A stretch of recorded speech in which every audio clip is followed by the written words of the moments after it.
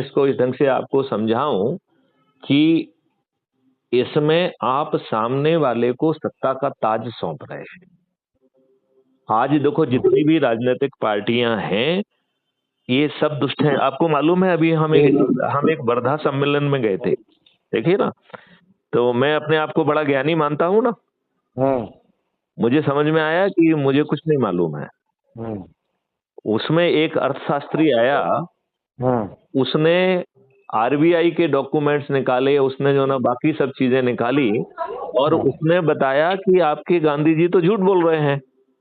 उसने बताया कि भारत में जो भारत सोने की चिड़िया था उसका कारण था ग्राम स्वराज।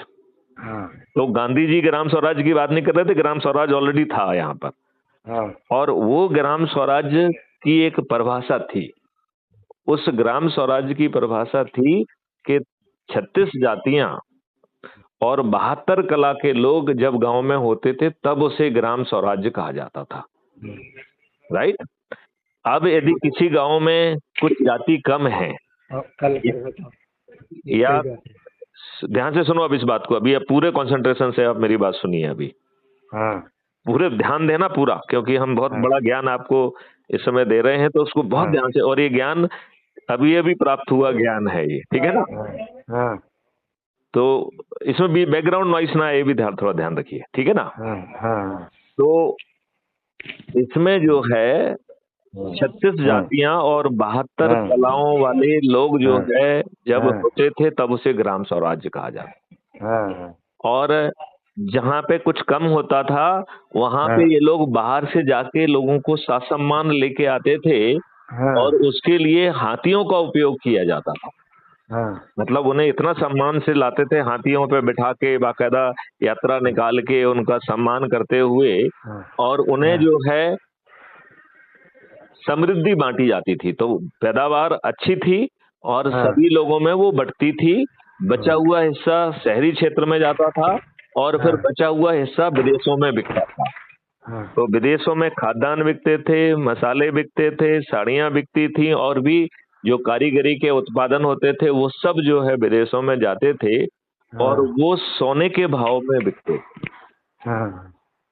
और जो विदेश से सोना आता था उसके कारण भारत सोने की चिड़िया था। भारत में कोई सोने की खदानें नहीं थी, ठीक है ना। जितने भी जो है आताताई आए उन्होंने गड़बड़ियां की, किसी ने भारत के ग्राम स्वराज्य को नहीं तोड़ा। ये ग्राम स्वराज्य तोड़ा जो सिराजुद्दौला और मीर जो कासिम था। हाँ, तो जो कासिम, हाँ, तो जो सिराजुद्दौला था उसका जो है उसमें जो है जगत सेठ अमीर चंद हुआ करते थे। राइट। तो उनकी 13वीं बीवी थी, उस पे सिराजुद्दौला का नजर पड़ी और उनका जो है ना नियत खराब हुई। तो सिराजुद्दौला को ठीक करने के लिए अमीर चंद ने, जो सिराजुद्दौला वाला जो युद्ध हुआ है वो एक मैच फिक्सिंग थी। उसमें जो है केवल 40 मिनट जो है युद्ध चला, केवल 6 लोग मारे गए और मीर कासिम भाग गया और सब फिक्स था। और लॉर्ड क्लाइव जो कि एक नौकर था वो जो है उसको जो है इस बहाने सत्ता मिल गई और उसने सबसे पहले अमीर चंद जो जगत सेठ था, जो कि जिसने सब कुछ कराया था, उसके परिवार को खत्म कर दिया। और इसके बाद जो है जो यहाँ का ग्राम स्वराज और जो अर्थव्यवस्था थी वो अंग्रेजों ने अपने हाथ में ले ली। अच्छा। और जो टैक्सेशन है उसको बढ़ा के 60% कर दिया और कहा कि टैक्सेशन जो है सिल्वर के और गोल्ड के सिक्कों में ही लिया जाएगा। तो पहली बार भारत का खाद्यान्न ग्रामीण एरिया में बिका।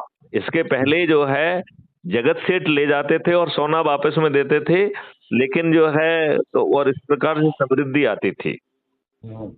और फिर जो है पहली बेईमानी 1790 में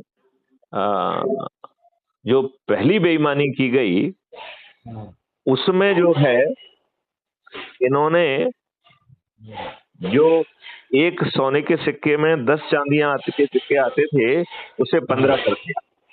तो वो हाँ पहला नोट का जो है डेवोल्यूशन हुआ, पहले सिक्के का डेवोल्यूशन हुआ। फिर अंग्रेजों ने दुष्टता करके आपके सोने में 35% की मिलावट कर दी, तो उससे और डेवोल्यूशन हुआ। और फिर उसको पौंड के से जो है ना, स्टर्लिंग पौंड के इक्विवेलेंट कर दिया, जो 1947 में डॉलर के वो कर दिया, डॉलर को अडॉप्ट कर लिया। अब आप ये सोचो, आपको ये मालूम है कि जो चीजें अंग्रेज छोड़ के गए हैं वो सब हमने खरीदी हैं। हैं? जितनी बिल्डिंग जो है अंग्रेज छोड़ के गए हैं वो भारत सरकार ने या हमारे खरीदी? राजनेताओं ने खरीदी है उनसे। अच्छा 1947 में इसके लिए 700 करोड़ रुपए दिए गए उनको। अच्छा। मतलब राष्ट्रपति भवन से लेके पार्लियामेंट से लेके जितने भी उनके भवन थे, उन सब की कीमत अंग्रेजों ने हमसे वसूल की। और जितने भी अंग्रेज यहाँ पर थे, उनको ताजिंदगी की पेंशन कैलकुलेट करके एक मुश्त में काटी गई, और आपके ऊपर गुलामों के नियम थोप दिए गए। हाँ इन्हें अपने वाले नेता ने कहा जो करो ही नहीं, बे चलाओ सब का। नहीं, क्योंकि वो नेता थे ही नहीं। उन्हें तो जो है दुष्टता करके अपने देशवासियों को उन्होंने धोखे में रखा। आप बात समझ रहे हो ना? हाँ सही है। अब ईश्वरी कृपा से जो मॉडल मैं कह रहा हूं, उसमें इन सब का काट छपा हुआ है। मतलब उसमें इस अर्थव्यवस्था, जो विदेशी अर्थव्यवस्था, जिसके आपको मालूम है भारत की इकोनॉमी हमेशा सरप्लस इकोनॉमी थी। 1950 में पहली बार हम डिफिसिट इकोनॉमी में गए हैं, और वो पैदावार के कारण नहीं गए हैं। वो हाँ आपका, क्योंकि आपका रुपया सस्ता कर दिया और हाँ उन्होंने अपनी करेंसी महंगी कर दी, तो जो आप खरीदते थे वो महंगा हो गया, और जो आप बेच रहे हो उसका कुछ पैसा नहीं मिल रहा है आपको, इसलिए आप डिफिसिट में चले गए। सही है। अभी जो माननीय नरेंद्र मोदी जी ने 38 लाख करोड़ की करेंसी छापी है, हाँ इसको इक्विवेलेंट डॉलर मेंटेन करने के लिए हमने डॉलर को कर्ज के बतौर लिया है। हाँ मतलब बिना किसी सामान को लिए हम जो पैसा है दे। कर्जदार हो गए हैं। हाँ हाँ मतलब हमने उनसे कुछ नहीं लिया, राइट? केवल हाँ डॉलर को मेंटेन करने के लिए हमने देश को बड़े कर्जे में डुबो दिया। हाँ ये है इन राजनेताओं का सोच, चिंतन, अकल और क्षमता। सही बात है। अब इन्होंने आपको नेता कैसे दिए? जाति के आधार पर, धर्म के आधार पर, संप्रदाय के आधार पर, संकीर्ण राज्य। भाभी जी को बताओ जरा, थोड़ा दूर जाएं थोड़ी सी। गुंडे दिए। हाँ, थोड़ा सा भाभी जी की आवाज ना आए हाँ तो चाहे तो दरवाजा बंद कर लीजिए। हाँ तो उन्होंने आपको जो है इनके आधार पर उन्होंने लोगों को शॉर्टलिस्ट किया, और फिर हाँ इन दुष्ट राजनेताओं को जाति, गुंडों में, अपराधियों में, दुर्जनों में, बाहुबलियों में और धन बलियों में विनेबिलिटी दिखी। सही बात। और सभी राजनीतिक पार्टियां एक ही जैसे हथकंडे अपनाकर जीत रही हैं। तो फ्री भी बांट रही हैं, दारू बांट रही हैं, साड़ी बांट रही हैं, पैसे बांट रही हैं, मुर्गे बांट रही हैं, और गरीबों को वोट खरीद रही हैं, और उन्हें रिप्रेजेंट नहीं कर रही हैं। जिस पार्टी शब्द का जो है ना संविधान में उल्लेख नहीं है, उस हाँ पार्टी ने जो है डेमोक्रेसी को खत्म कर दिया है। So it is not a government of the people, by the people, for the people, but it is the party कृषि, government of the party, by the party, for the party. सही बात, party के लिए ही हो गया sir. तो ये बहुत महत्वपूर्ण बात है। अब आप ये सोचो कि लोगों को एक बनी बनाई व्यवस्था मिल रही है, जिसमें अपने लोगों को जोड़कर ये ऐप आगे चल के बहुत जल्दी 6 मेरिट लिस्ट बनाने वाला है।